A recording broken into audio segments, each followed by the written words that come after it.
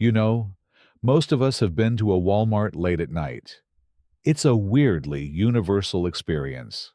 The blinding fluorescent lights, the squeak of the shopping cart wheels, that one employee stocking shelves with a thousand-yard stare.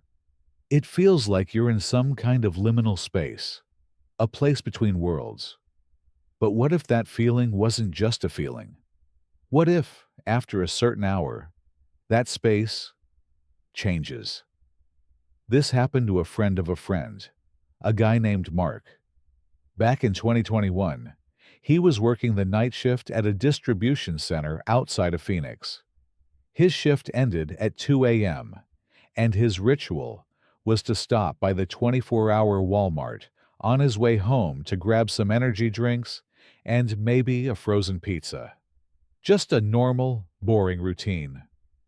One Tuesday night, or Wednesday morning really, he pulls into the vast, nearly empty parking lot.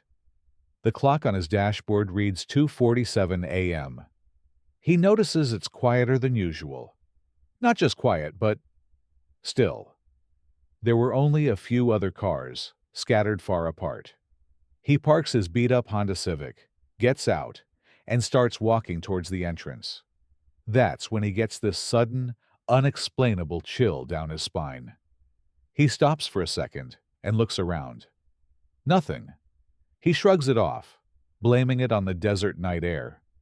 He gets his shopping done quickly. The store is dead. He sees a couple of other shoppers, but they're just zoning out, moving slowly. He pays and heads back out into the parking lot. As he's walking back to his car, his keys jangling in his hand, he hears a sound from the far end of the lot. It's a scraping sound, like something heavy being dragged across asphalt.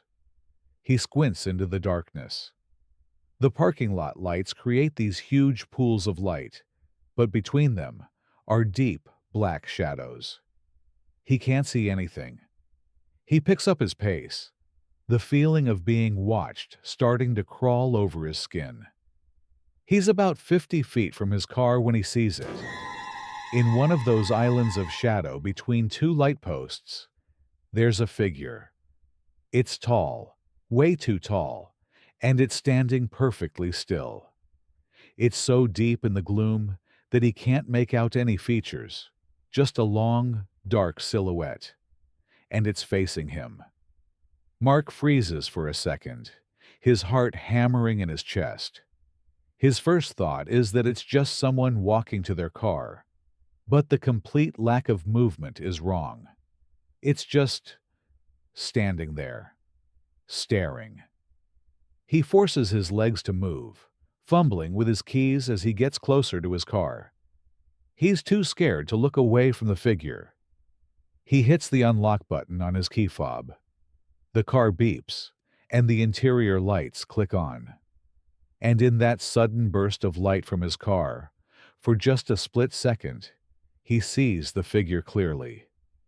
It's a man, or something shaped like a man. But his limbs are all wrong.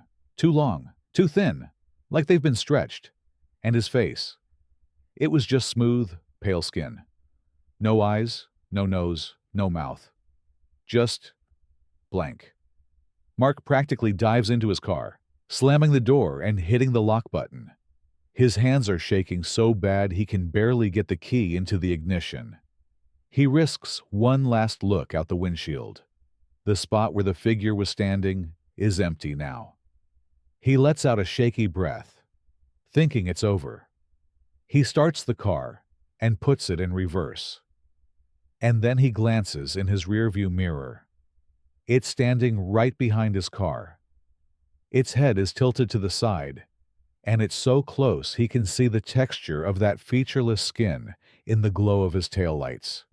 It raises one of those impossibly long, spindly arms and rests its hand, or what should be a hand, on the trunk of his car.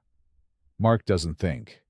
He slams his foot on the gas, peeling backwards, and then wrenching the wheel to get out of there. He doesn't look back. He just drives, his knuckles white on the steering wheel. The next day, he called the Walmart, his voice still unsteady. He asked if they had any security footage from the parking lot around 3 a.m. The manager he spoke to was quiet for a moment, then said something that made Mark's blood run cold. He said, and I quote, "Sir, our external cameras are on a motion sensor loop. They don't activate for the regular patrons after 2:30 a.m." He hung up before Mark could ask what he meant by regular patrons. Mark never went back to that Walmart. He even switched to working the day shift. But he told my friend that sometimes, late at night, if he looks out his apartment window down at the streets below, he'll see a tall, dark shadow standing under a streetlight, just standing there, perfectly, unnaturally still.